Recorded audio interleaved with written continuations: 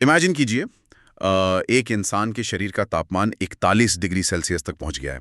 मतलब करीब 106 degree Fahrenheit. हाँ, ये तो सीधे सीधे एक मेडिकल इमरजेंसी है। मतलब अस्पताल में सायरन बजने वाली स्थिति। बिल्कुल, ये एक भयंकर बुखार है जहां शरीर के ऑर्गन फेल होने का खतरा पैदा हो जाता है। अस्पताल, डॉक्टर, आइस पैक, सब कुछ तुरंत हरकत में आ जाता है। और ऐसा होना लाजमी भी है, क्योंकि देखिए इंसानों का शरीर इस लेवल की हीट को सस्टेन करने के लिए डिजाइन ही नहीं हुआ है। हमारे एंजाइम्स और प्रोटीन्स इतने ज्यादा तापमान पर टूटने लगते हैं। लेकिन आज हम पर्यावरण शरीर विज्ञान यानी एनवायरमेंटल फिजियोलॉजी के जिन क्लास नोट्स की गहराई से पड़ताल कर रहे हैं, उनके मुताबिक एक बहुत ही हैरान करने वाली बात सामने आती है। हाँ, पक्षियों के तापमान को लेकर है ना। जी, अगर आप एक पक्षी हैं, मान लीजिए एक मुर्गी या कोई आम परिंदा, तो 41 डिग्री सेल्सियस आपके लिए कोई मेडिकल इमरजेंसी नहीं है। ये तो आपका नॉर्मल ट्यूसडे है। बिल्कुल सही कहा आपने, ये उनका बेसलाइन तापमान है। हाँ, और इन नोट्स को पढ़ते हुए जो बात मुझे सबसे ज्यादा हैरान कर गई वो ये है कि इतने गर्म शरीर वाले इन जीवों के पास खुद को ठंडा करने का वो सबसे बेसिक टूल ही नहीं है जिस पर हम इंसान पूरी तरह डिपेंड करते हैं। पसीना। राइट, हाँ, पसीना। पक्षियों को पसीना नहीं आता। उनके शरीर में स्वेट ग्लैंड्स जैसी कोई चीज होती ही नहीं है। और यही बात इस पूरे विषय को इतना दिलचस्प बनाती है। बायोलॉजिकल नजरिए से सोचिए, एक ऐसा जीव जो लगातार एक भट्टी की तरह दहक रहा है। हाँ, बिल्कुल। लेकिन उसके पास वो कूलिंग सिस्टम ही नहीं है जो मैमल्स यानी स्तनधारियों में होता है। तो आज हमारा मकसद यही डिकोड करना है कि पक्षी, विशेषकर पोल्ट्री, अलग अलग और अक्सर बेहद चरम जलवायु परिस्थितियों में अपना शरीर का तापमान कैसे कंट्रोल करते हैं, जिसे हम थर्मो रेगुलेशन कहते हैं। जी, थर्मो रेगुलेशन। और सबसे अहम बात, वेटरनरी साइंस पढ़ने वाले छात्रों या पोल्ट्री फार्म चलाने वालों के लिए इस बायोलॉजिकल रहस्य को समझना इतना क्रिटिकल क्यों है? ये प्रैक्टिकल एप्लीकेशन के लिए बहुत जरूरी है। बिल्कुल। तो इस पूरे मैकेनिज्म को समझने के लिए मैं इसे इस तरह से विजुलाइज कर रहा हूँ। ये एक ऐसी हाई परफॉर्मेंस स्पोर्ट्स कार चलाने जैसा है जिसका इंजन हमेशा फुल आरपीएम पर रहता है, बहुत गर्म रहता है। हाँ, लेकिन उस कार में कूलेंट डालने की कोई जगह ही नहीं है। एकदम सही। बिना पसीने के इतनी हाई बेसलाइन मेंटेन करना असल में काम कैसे करता है? देखिए, इस सवाल का जवाब पक्षियों के विकासवादी इतिहास में छिपा है। मतलब उनके इवोल्यूशन में। पक्षी होमियोथर्म्स होते हैं। होमियोथर्म्स, इसका मतलब? इसका सीधा सा मतलब है कि बाहर चाहे बर्फ गिर रही हो या लू चल रही हो, उन्हें अपने शरीर के अंदर का कोर टेम्परेचर हर हाल में स्थिर रखना ही होता है। अच्छा, तो बाहर के मौसम का उन पर सीधा असर नहीं होना चाहिए। हाँ, अब चूंकि उनका नॉर्मल टेम्परेचर 41 डिग्री के आसपास है, तो इस हीट को बनाए रखने के लिए उनका बेसल मेटाबॉलिक रेट, जिसे हम बीएमआर कहते हैं, बहुत ज्यादा हाई होता है। ओह, मतलब वो लगातार अपने ही भीतर से ऊर्जा और गर्मी पैदा करते रहते हैं। बिल्कुल, उनका इंटरनल इंजन हमेशा चालू रहता है। तो अगर वो अंदर से इतनी गर्मी पैदा कर रहे हैं तो सर्दियों में उन्हें दिक्कत क्यों होनी चाहिए? मैमल्स के पास तो स्किन के ठीक नीचे फैट की एक अच्छी खासी लेयर होती है। Subcutaneous fat. हाँ, वही, जो एक स्वेटर की तरह काम करती है।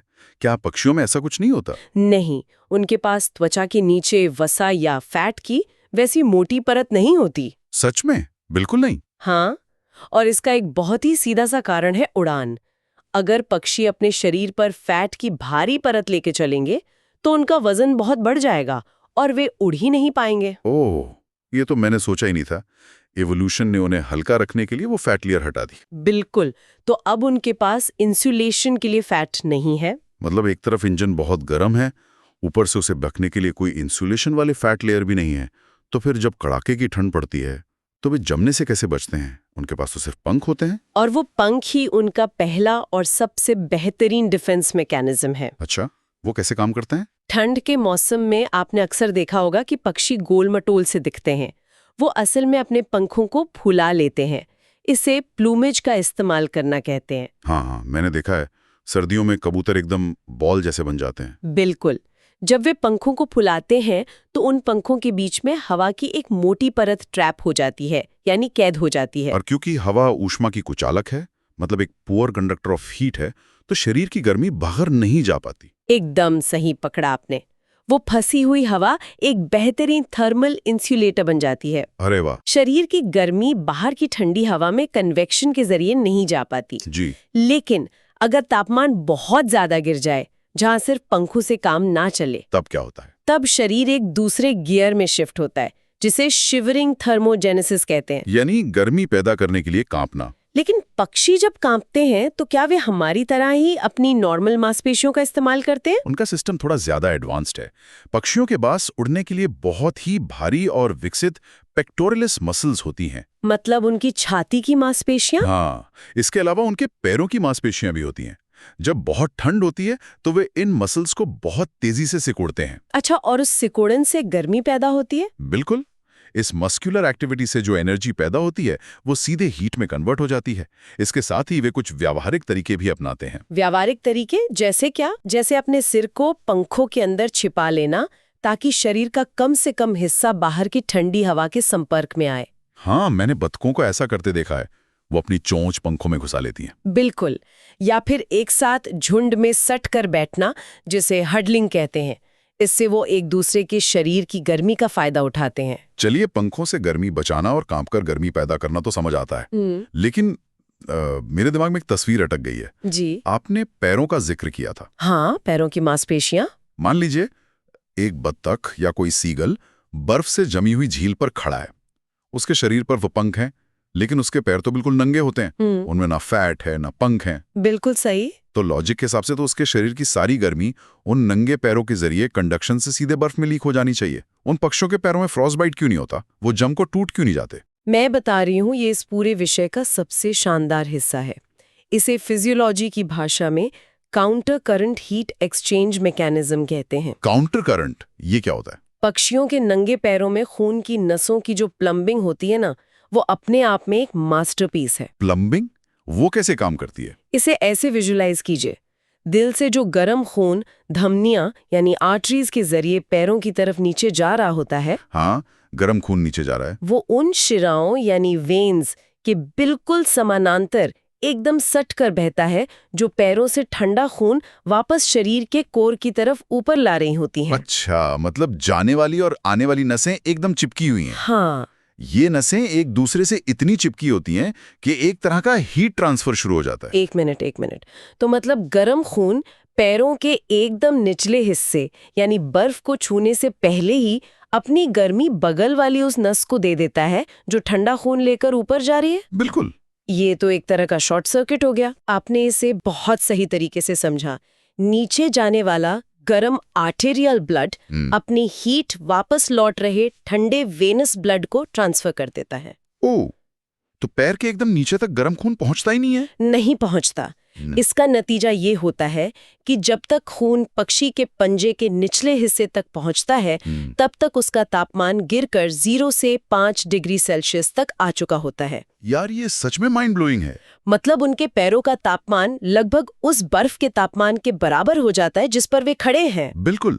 और क्योंकि बर्फ और पैर के तापमान में कोई खास अंतर नहीं होता, इसलिए शरीर की गर्मी बर्फ में बर्बाद ही नहीं होती। क्या बात है। और इसका एक और फायदा है, जो खून पैरों से वापस शरीर के अंदर जा रहा है वो रास्ते में ही गर्म हो चुका है, इसलिए वो पक्षी के कोर टेम्परेचर को ठंडा नहीं करता। ये तो बहुत ही स्मार्ट डिजाइन है। हाँ, ये मैकेनिज्म इतनी ही गर्मी पैरों तक जाने देता है कि वहां के टिश्यू मरे नहीं और फ्रॉस्ट बाइट ना हो, लेकिन इतनी ज्यादा गर्मी भी नहीं देता कि शरीर की सारी ऊर्जा बाहर बर्फ में बह जाए। वाकई। तो सर्दियों में तो एवोल्यूशन ने नंगे पैरों को एक कमाल का हीट एक्सचेंजर बना दिया। लेकिन चलिए सिक्के का दूसरा पहलू देखते हैं। गर्मियों की बात करें। हाँ, मान लीजिए गर्मी का मौसम है और बाहर का तापमान 40 या 41 डिग्री पहुंच गया है। पक्षी के शरीर का बेसलाइन भी 41 डिग्री है। हाँ, दोनों तापमान बराबर हो गए। और हमने शुरुआत में स्थापित किया था कि इन्हें पसीना नहीं आता। तो अब जब हीट ट्रांसफर करने के लिए बाहर कोई ठंडी हवा नहीं है, तो ये ओवरहीटिंग से कैसे बचते हैं? देखिए, ये स्थिति पक्षियों के लिए कड़ाके की ठंड से भी ज्यादा खतरनाक होती है। अच्छा, ऐसा क्यों? क्योंकि ऊष्मागतिकी यानी थर्मोडायनेमिक्स का नियम कहता है कि हीट हमेशा गर्म से ठंडी जगह की तरफ जाती है। लेकिन जब बाहर की हवा भी उतनी ही गर्म हो, तो गर्मी बाहर निकालने का सिर्फ एक ही रास्ता बचता है, वाष्पीकरण यानी इवेपोरेशन। और चूंकि पक्षियों की स्किन पर स्वेट ग्लैंड्स नहीं होते, तो पसीना तो इवेपोरेट हो नहीं सकता। बिल्कुल। इसलिए वे पानी के इवेपोरेशन के लिए अपने श्वसन तंत्र यानी रेस्पिरेटरी ट्रैक्ट की नमी का इस्तेमाल करते हैं। इसके लिए वे पैंटिंग करना शुरू करते हैं, यानी हाँफना। पैंटिंग तो कुत्ते भी करते हैं, लेकिन अगर बाहर बहुत ज्यादा गर्मी है तो पक्षियों को बहुत तेजी से सांस लेनी पड़ती होगी। मैंने स्रोत सामग्री में पढ़ा कि वे 1 मिनट में 200 बार तक सांस ले सकते हैं। हाँ, वो बहुत तेजी से सांस लेते हैं। पर अगर कोई इंसान या कोई और जीव इतनी तेजी से सांस ले तो उसे हाइपरवेंटिलेशन हो जाएगा ना। शरीर में ऑक्सीजन और कार्बन डाइऑक्साइड का बैलेंस बिगड़ जाएगा और चक्कर आ जाएंगे। पक्षियों को ऐसा क्यों नहीं होता? ये बहुत ही बढ़िया सवाल है। ऐसा इसलिए नहीं होता क्योंकि पक्षियों की ये पैंटिंग बहुत ही कैलकुलेटेड होती है। कैलकुलेटेड मतलब? जब वे हाँफते हैं तो वे हवा को अपने फेफड़ों की गहराई तक नहीं खींचते। वे हवा को सिर्फ ऊपरी श्वसन नलियों में रखते हैं, जिसे फिजियोलॉजी में डेड स्पेस कहा जाता है। अच्छा, यानी वे सिर्फ ऊपरी सतह से हवा को अंदर बाहर कर रहे हैं ताकि वहां की नमी उड़ के ठंडक दे सकें। हाँ, और जो फेफड़ों के अंदर गैसों का जो डीप एक्सचेंज हो रहा है उसे वो डिस्टर्ब नहीं करते। उनका एल्वियोलर वेंटिलेशन नॉर्मल रहता है। ओह, अब समझ आया। इसी वजह से उन्हें रेस्पिरेटरी एल्कोलोसिस नाम की वो खतरनाक कंडीशन नहीं होती जिसमें खून का पीएच लेवल बिगड़ जाता है। क्या गजब का सिस्टम है। और पेंटिंग के अलावा उनके पास एक और बहुत ही एफिशिएंट तरीका है जिसे गूलर फ्लटर कहा जाता है। गूलर फ्लटर? हाँ, नोट्स में इसका जिक्र है। इसे पढ़कर मेरे दिमाग में एक एनालॉजी आई थी। अच्छा, बताइए। देखिए, अगर मैं पूरे घर का मेन सेंट्रलाइज्ड एसी चालू करता हूं तो उसमें बहुत ज्यादा बिजली या ऊर्जा खर्च होती है। पेंटिंग कुछ वैसा ही है। हाँ, क्योंकि पेंटिंग में छाती की मांसपेशियों को काम करना पड़ता है। बिल्कुल, पूरे शरीर को हाफने में बहुत मस्कुलर एनर्जी लगती है। लेकिन गूलर फ्लटर ऐसा है जैसे मैंने सिर्फ अपने चेहरे के सामने एक छोटा सा कम पावर वाला यूएसबी डेस्क फैन चालू कर लिया हो। कम एनर्जी में सटीक ठंडक। क्या मैं इसे सही समझ रहा हूँ? ये एनालॉजी इस मैकेनिज्म को बहुत अच्छे से समझाती है। अरे वाह। गूलर फ्लटर में पक्षी क्या करते हैं कि वे अपने गले के ऊपरी हिस्से और मुंह के अंदर के टिश्यूज को बहुत तेजी से वाइब्रेट करते हैं, मतलब कंपाते हैं। गले के पास कंपन? हाँ, इसके लिए खास हड्डी हायोइड बोन का इस्तेमाल होता है। ये एक इंडिपेंडेंट सिस्टम है। मतलब इसमें छाती की मसल्स शामिल नहीं है? बिल्कुल नहीं।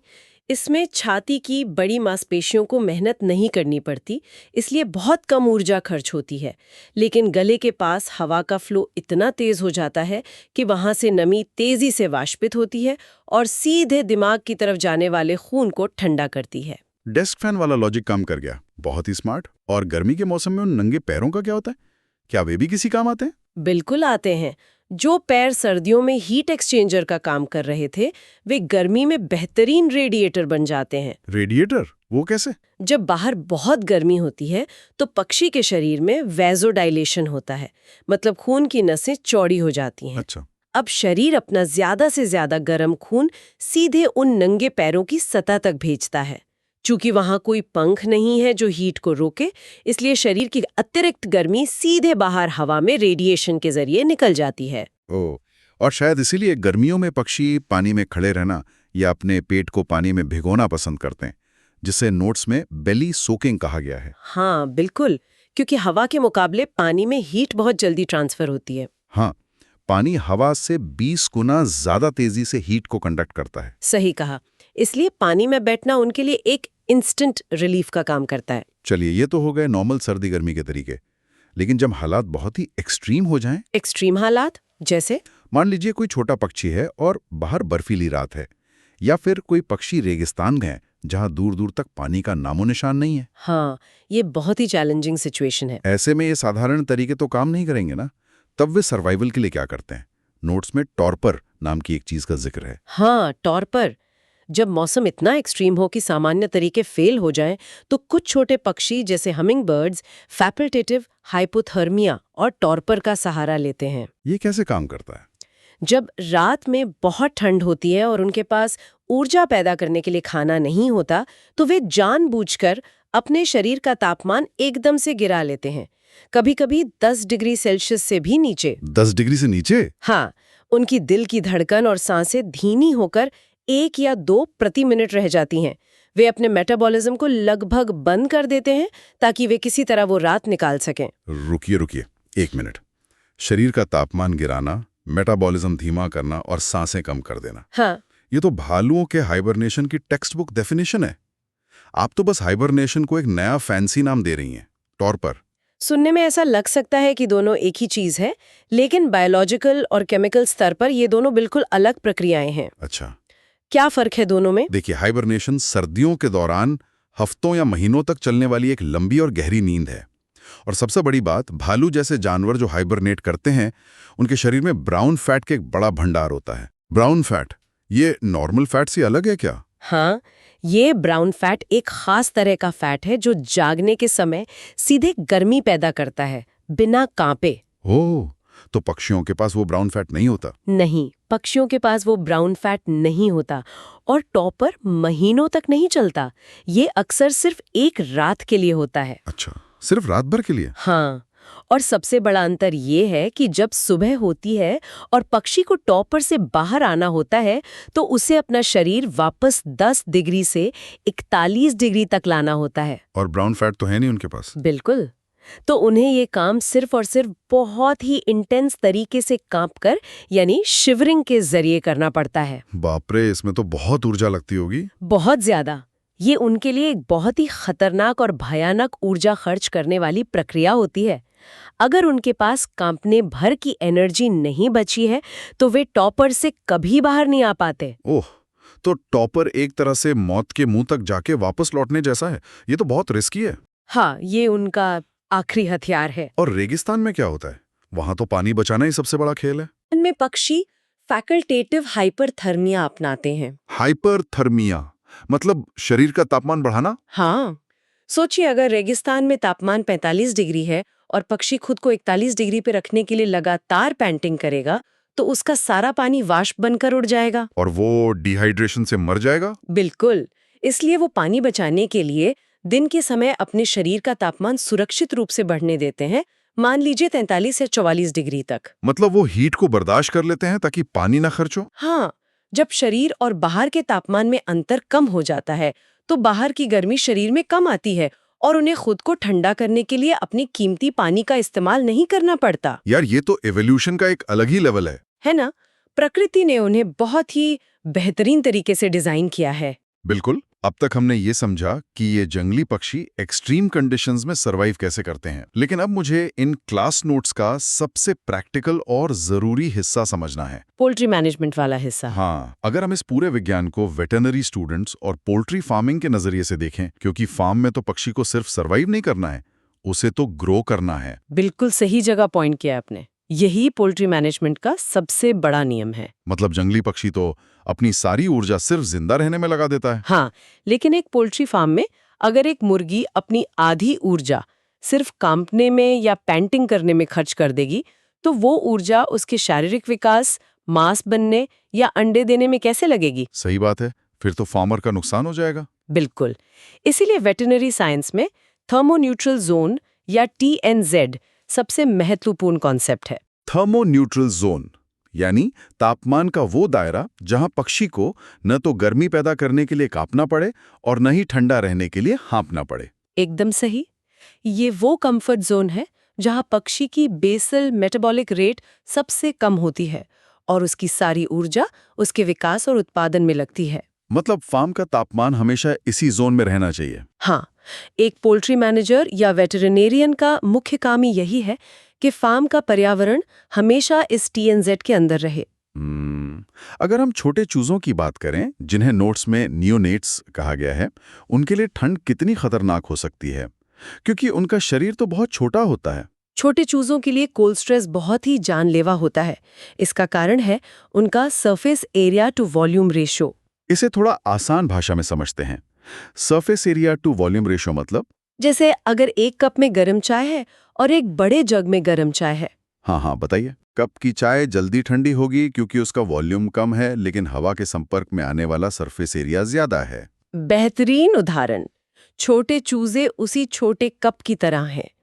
अच्छा। उनका वॉल्यूम बहुत कम है, लेकिन हवा के संपर्क में आने वाला सरफेस एरिया बहुत ज्यादा है, इसलिए वो बहुत तेजी से अपनी गर्मी खो देते हैं। और क्योंकि वे बहुत छोटे होते हैं, उनके पास कांपकर गर्मी पैदा करने के लिए पर्याप्त मांसपेशियां भी नहीं होती। बिल्कुल सही। वो शिवरिंग भी नहीं कर सकते। तो फार्म में उन्हें ठंड से कैसे बचाया जाता है? उन्हें ड्राफ्ट्स यानी हवा के ठंडे झोंकों से बचाना सबसे जरूरी है। अगर ठंडी हवा सीधे उन पे लगेगी तो कन्वेक्टिव हीट लॉस बहुत तेजी से होगा, जिससे उनकी मौत हो सकती है। हवा के सीधे संपर्क से बचाना होगा। हाँ, इसलिए पोल्ट्री फार्म्स में ब्रूडर लैम्प्स के जरिए बाहरी हीट दी जाती है और ये सुनिश्चित किया जाता है कि उन्हें हवा के सीधे झोंकों और नमी से दूर एक सूखा शेल्टर मिले। और हीट स्ट्रेस के मामले में, क्योंकि फार्म्स में तो हजारों पक्षी एक साथ होते हैं, जब उन्हें पसीना ही नहीं आता तो गर्मियों में वो हीट स्ट्रोक से कैसे बचेंगे? चूंकि हम जानते हैं कि वे वाष्पीकरण यानी पैंटिंग और गुलर फ्लटर पर निर्भर है और उनके पैर रेडिएटर का काम करते हैं, हाँ, जो हमने पहले डिस्कस किया था। तो पोल्ट्री मैनेजर को इन तंत्रों को सपोर्ट करना होता है। इसके लिए फोर्स्ड कन्वेक्शन का इस्तेमाल किया जाता है। फोर्स कन्वेक्शन, ये पंखे लगाने जैसा है क्या? बिल्कुल वही है। फार्म्स में बड़े बड़े एग्जॉस्ट पंखे लगाए जाते हैं ताकि हवा का तेज प्रवाह बना रहे। अच्छा, ताकि हवा उनके शरीर से गर्मी लेकर बाहर जाए। हाँ, ये तेज हवा जब पक्षियों के पैरों और शरीर से टकराती है तो हीट रेडिएशन तेजी से होता है। साथ ही पर्याप्त छाया और ठंडा पानी देना बहुत जरूरी है, ताकि जब वे पैंटिंग करें तो उनके शरीर में पानी की कमी ना हो। एकदम सही। मतलब कुल मिलाकर सारा खेल पक्षियों को उनके अपर और लोअर क्रिटिकल टेम्परेचर से दूर रखने का है। हाँ, यही असल मैनेजमेंट है। तो एक वेटरनरी डॉक्टर का काम सिर्फ बीमारी का इलाज करना नहीं है, बल्कि उस एनवायरनमेंट को इंजीनियर करना है जहां पक्षी का शरीर कभी स्ट्रेस में ही ना आए। बिल्कुल।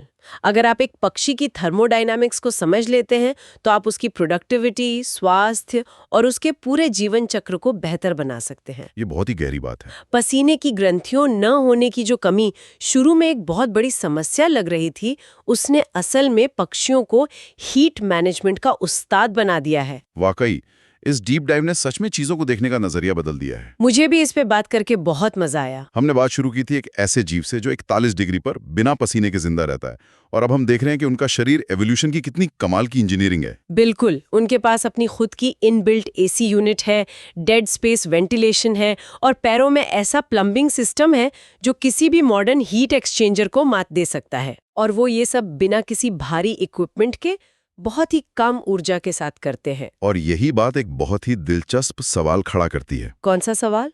देखिए, अगर पक्षियों ने लाखों सालों के विकास में सिर्फ अपने नंगे पैरों और गले के वाइब्रेशन के जरिए भयानक गर्मी और जमा देने वाली बर्फ को जीत लिया है, हाँ, तो क्या हम इंसान अपने शहरों और बिल्डिंग्स को इस तरह डिजाइन नहीं कर सकते? ये बायोमिमिक्री का बहुत अच्छा कॉन्सेप्ट है। बिल्कुल। इमेजिन कीजिए, अगर हमारे घरों की दीवारें पक्षियों के नंगे पैरों की तरह एक स्मार्ट रेडिएटर या काउंटर करंट हीट एक्सचेंजर की तरह काम करने लगे, तो शायद हमें इन भारी भरकम ऊर्जा सोखने वाले एयर कंडीशनर्स की जरूरत ही ना पड़े। सही कहा। ये प्रकृति की नकल करने का एक ऐसा आइडिया है जिस पर हमें गंभीरता से सोचना चाहिए। शायद हमारे पर्यावरण के सबसे बड़े संकटों का जवाब इन पक्षियों के बिना पसीने वाले शरीर में छुपा है। ये बहुत ही सोचने वाली बात है। इसी विचार के साथ आज की इस विस्तृत चर्चा को यहीं समाप्त करते हैं।